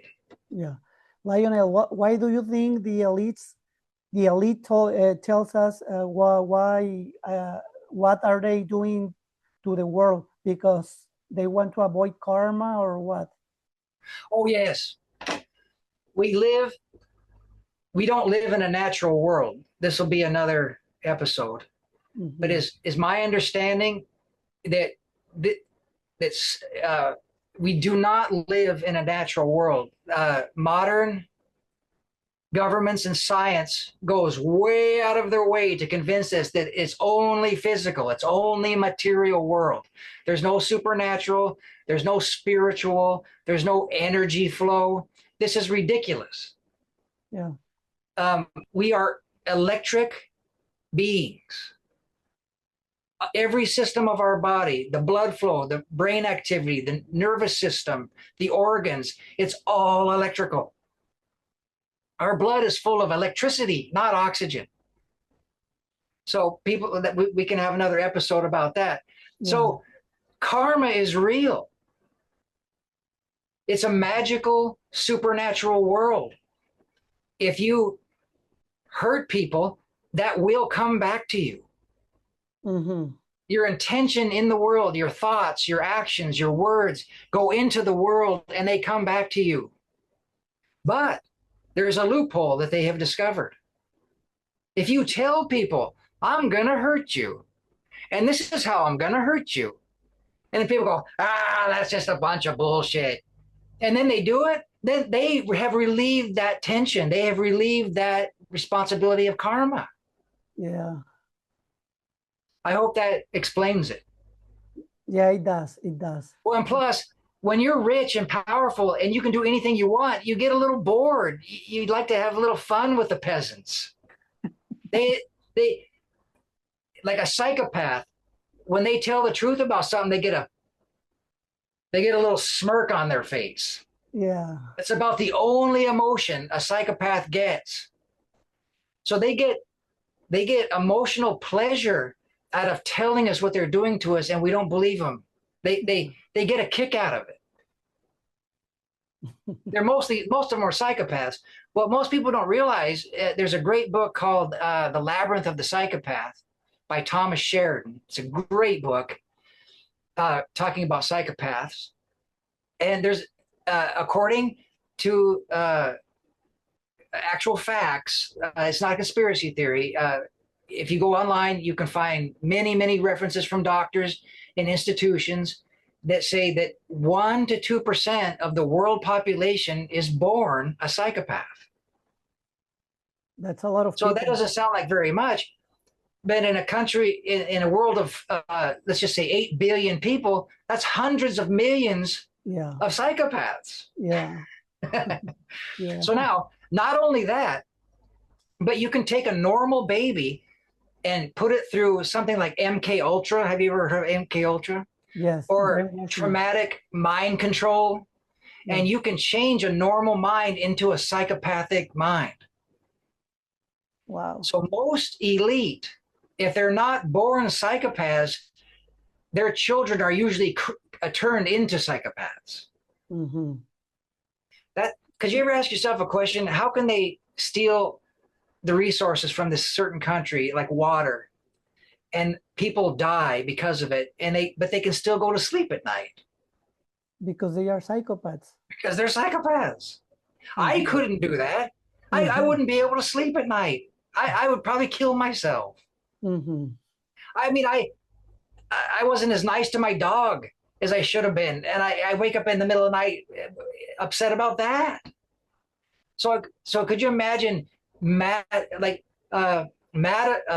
Albright was the Secretary of State under I think it was Bill Clinton or it was George Bush. I think it was George Bush, and they asked her, 200,000 children have died during the Iraq War. What do you say to that? She goes, "Oh, it was worth it to get rid of Saddam Hussein. Oh, it was Wow. worth it." Now that's a psychopath. Yeah, for sure. So most of the positions of power, especially the unelected positions like Secretary of State, they're and corporate CEOs. I can't remember his name, but the Nestle CEO basically stole water from all these people in Africa, and thousands of people died, and he sleeps like a baby. So most of these people in power, most of the ruling families, they're psychopaths by birth or created by their psychopathic parents uh, through torture. Wow. MK Ultra is a great example. So that's what all these Illuminati rituals are about. The babysit, they make children, they start them off, these little children, by killing animals, killing cats, Mhm. starving them, making them cold, sit in a cold room, and then giving them love, and then torturing them, and then giving them love. So when they grow up, they're able to do things that are necessary to maintain power and control and maintain their lifestyle. Yeah. So yeah, so that's why karma doesn't affect them because they do tell us everything. Yeah. And that's another huge way of finding out the truth. As It's very, opposed to the narrative. yeah. It Okay, sounds, you want to move on to number 5? yeah. Let's Okay. go. It I'm getting a sounds little tired. very wicked, right? Number 4 was very wicked. Yes. Yeah. Yeah, it is wicked. There are forces of good and evil. This is a battle. This is a battle not only for our money and for our children. It's a battle for our soul.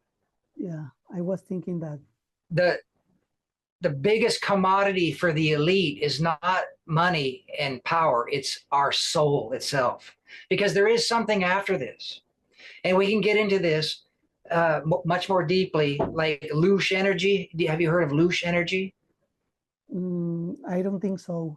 Okay, so we'll get into this kind of stuff. Loosh energy, the elite live, they're the parasites off of our resources and our energy. We create things, we create wealth, and then they steal it. So they're parasites. So loosh energy is emotional energy like suffering and pain and sadness. And this energy that is put into the world through evil acts by the elite is actually parasitical food for energy spiritual beings. And they feed from that energy, right? And they feed from that. And there's actually a word for it. There's a whole system of knowledge based on this that I discovered a few years ago, and I find quite fascinating. Mm-hmm. And so, yeah, so the evil elite directly work for the spiritual elite. They create material suffering, which creates spiritual negative energy that they live on. So that the spirit people or things live on. And so basically we live on in the material world, we live in a debt farm. Mm-hmm. And in the spiritual world, we live on a loosh farm created by the debt farm. Wow, sounds Yeah, crazy. so that, yeah, so we'll dive into that. That's a whole another episode there. We got a lot to cover in the next several months, Yeah, Rodeo. All right, one more. Let's go ahead and read this, would you? yeah. Unity and humility to solve collective problems. It is easy to be deceived, yet almost impossible to admit it. A persistent trait of human nature. Overcoming division of this magnitude will require extraordinary humility, effort, and cooperation. Our true enemy is the uh, how do you say that word? Parasitic or Parasitic. is the parasitic elite in their institution and their institutions, deliberately sowing conflict for power and profit. Neighbors, friends, and family are allies, not foes. By thinking critically and verifying information, we can resist social manipulation. United, we can confront systemic exploitation while pursuing our individual and shared aspirations. So, what do you think of this thought? Well, in the end of this paragraph, you're telling us how to solve this division problem. You know, Yes, yes. we have to unite in one humanity and see what's really going on behind the scene, and then we will have enough power, and then we can choose our own destiny. That's exactly it. That's my whole goal in this whole episode is number one, recognizing why we're divided. It's Mhm. not organic. Number Yeah. two, recognizing who is doing it and who's benefiting from it. Mhm. And then number three, seeing the damage and the pain and the division that's causing between friends and family and our neighbors.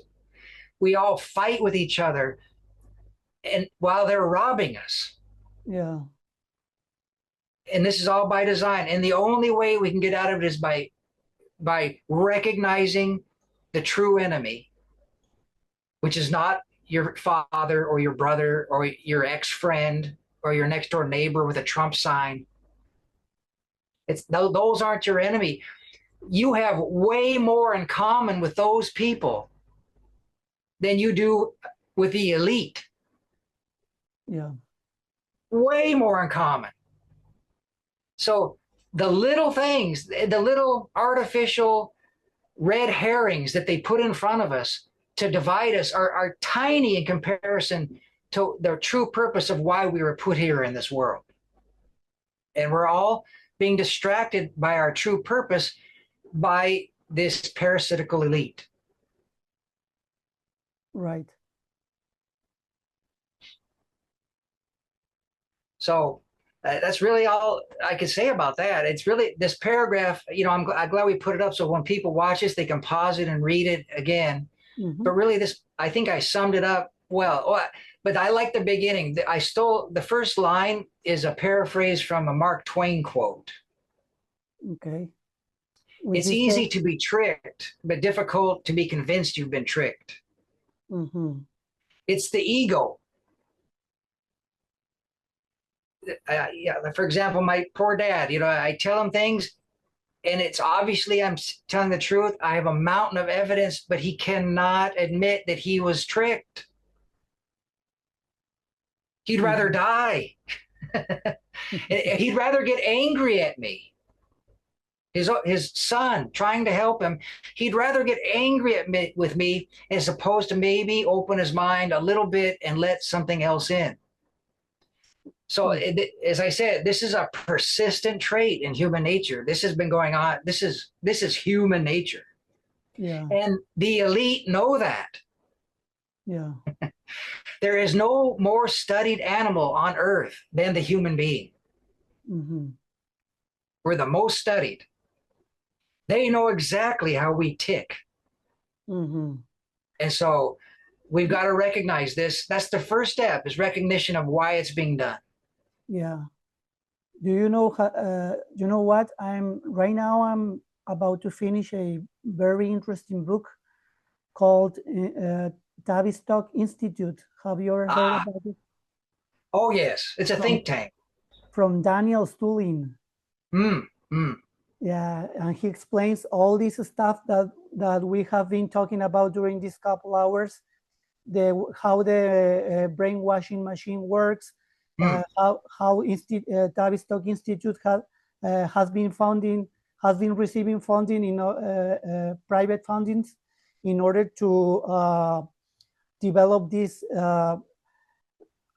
How can I'm trying to find out a perversion system. You know how do you say that word? Like pervert. Yeah, perversion. Perversion system. Pervasive.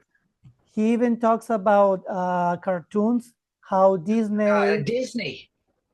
they are programming children Mhm. how to think, how to feel, and they can control them easily, you know, more easily. Yeah. And how they have been growing generation after generation, programming their own brains using this kind of cartoons and a lot of these different topics. You know, it's a very interesting book. I really recommend it.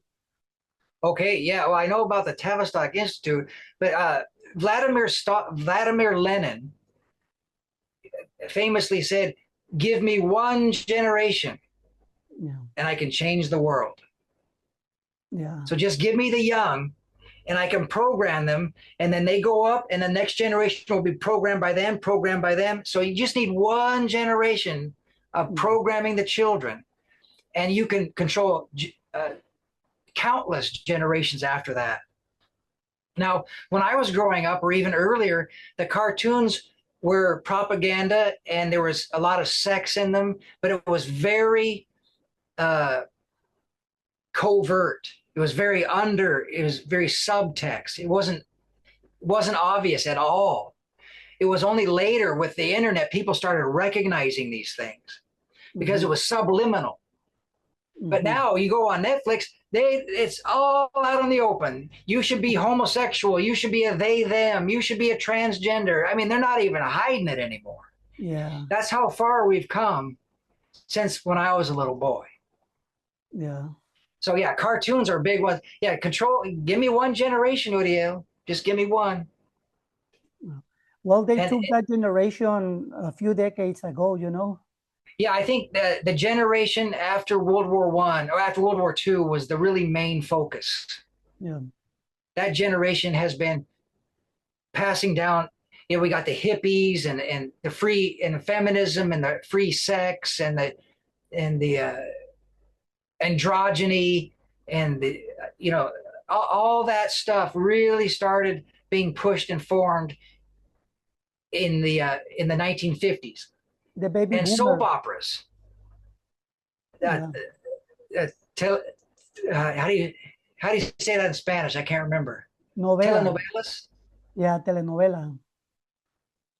Soap operas slowly changed housewives from loving, caring mothers and caretakers of their family into feminist men haters in just 30 years.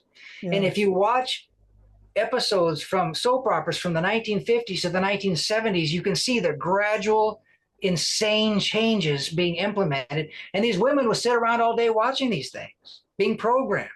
Yes. I would like to touch as the last topic this unexpected and secret topic that is a trending topic right now, three-eye atlas. What do you think about that? Oh boy. Well, I don't know if I want to reveal too much.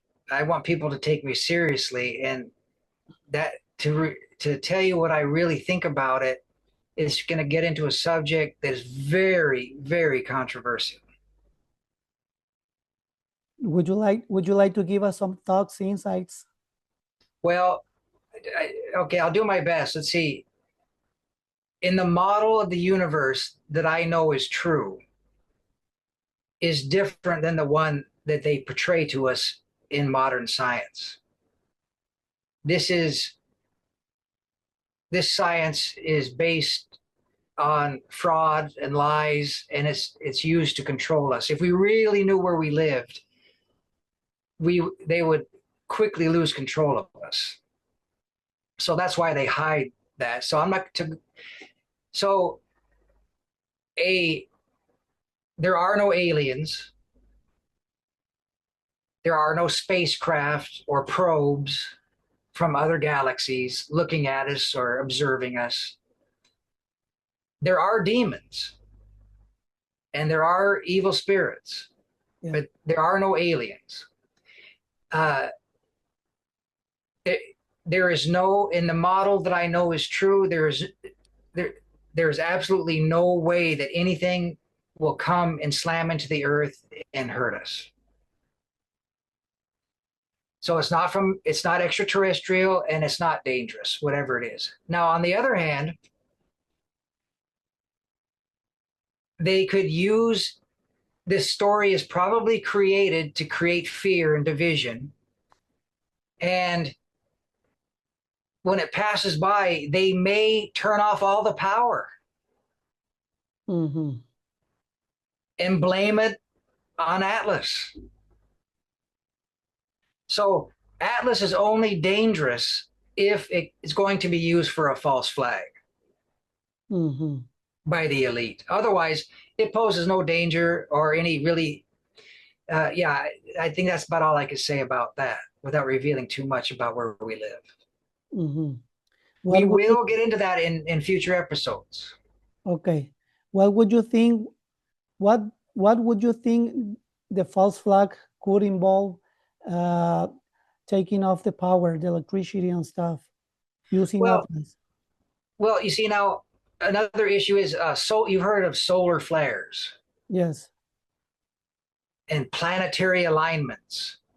Yes. Okay, so none of these things are true. These are pseudoscience. So according to science, what can solar flares cause on Earth? That thing that I just already told you, the power, the power outages, right? Yeah. They say it can collapse the electrical grid on Earth. Yeah. Now, what would happen to modern society even 1 week with no electricity?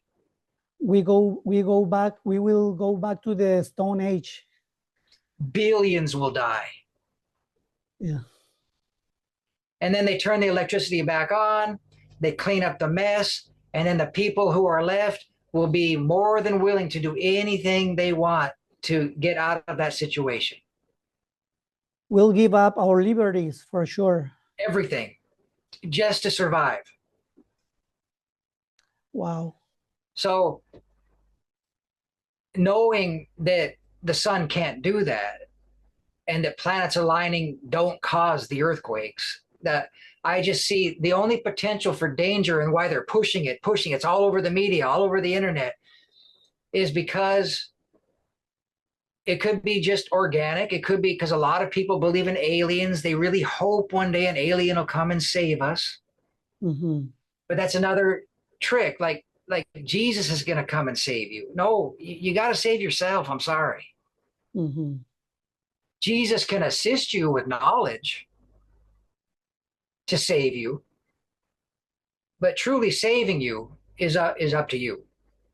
And so this savior, that's why they give us superheroes. Why are those superhero movies, so many of them? It's because we want somebody to save us. Yeah. And we go watch that movie and everybody was saved. It makes us feel good. It relieves the pressure that's caused by the lies and the division. We're still divided, but we're not causing revolution. So they let us have steam in order to equalize the system, because they don't want to completely destroy us. They just want us under their power and their control. Like I said, parasites normally don't kill the host, because that'll kill the parasite. So it's a fine balance between parasite and host. Yeah. So that's my opinions about that. And so they could easily collapse the grid or shut down the internet or I mean, even if we had electricity, but all the financial records are erased and nobody has access to their money, what would that cause? You know what? That thing that you just already say about the financial thing, this guy, a physicist, a scientist from Harvard, who is being interviewed a lot during this day, he told the exact thing that you just already said. Oh, yeah. Well, you know, everything I'm saying, the elite know because they're doing it, right? And so people, and I'm not intelligent. I am not a smart person. Everything I'm telling you, I had to painstakingly and sufferingly learn over a long period of time and get rid of all the garbage and programming that I was full of. I believed we walked on the moon. I believed voting actually worked. I believed in all the stuff I'm trying to convince people now is false. So I understand. I was you 20 years ago.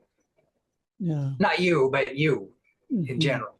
Yeah. So I'm not an elite. I'm not anything special. I'm a common man who the Creator has given me a gift of stubbornness. I am so stubborn. I'm the stubbornest person you'll ever meet. I don't listen to authority. I never have. I was always in trouble with my parents. I was always in trouble at school. Now, some reason the Creator made me that way. Well, I think I know why. Because I know what I know now because of this stubbornness. Yeah.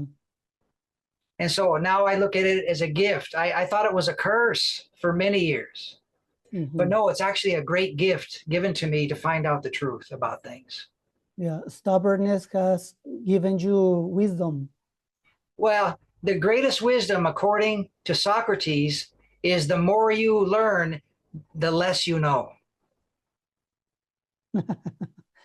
Like you Great said, wisdom comes from knowing you really don't know anything. Yeah, like you And said I in the beginning. 100% agree with that. Yeah. Well, folks, we're just finishing this first episode of this first season of Enlightened Mind podcast. I hope you guys enjoy this first episode with my buddy Lionel Campbell. We will be recording more episodes during ahead of this time. You know, we hope you enjoy the time with as much as we enjoyed recording this episode. Do you want to add anything else? No, talking about this is one of my passions. I live in Japan and I don't speak Japanese, so I rarely get to talk about these things. So this has been a great release for me, and it's been wonderful. I appreciate the opportunity you've given me to reveal what I've learned over these years.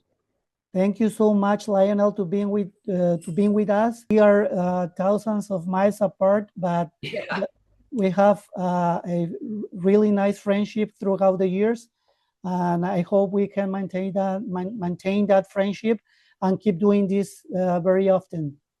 I know we will. Thank you, everybody, and see you on the next episode. Bye-bye. Bye-bye.